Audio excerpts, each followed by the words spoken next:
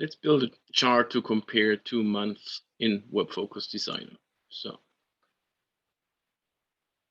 start to build our report and you go for the default retail database, sample database, pick up that database. And let's start with the month. So I put the month into the filter. I'm going to actually, that's just the month. We want to go for the combined version. So it's better to get year and month because we got multiple years in here. So we can go for a selection, take something like months, years. Let's take automatically previous month and current month. I'm putting the same field onto the color bucket.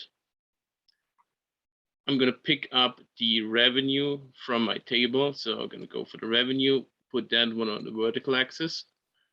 So we already have those two elements. I don't want them to be stacked in my chart. So I'm going to click in here, put them side by side in my chart.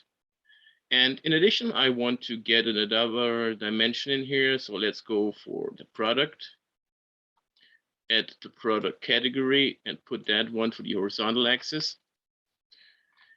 And we got a chart that compares those two attributes. Of course, you can move sales year, month to any other location in here. So currently we've got it in that element. Of course, you could put it to the multi-page option, or you could create any type of different chart out of those elements. So whatever you want to build on the visualization level, feel free. Of course, we can format our chart however we want it to be formatted.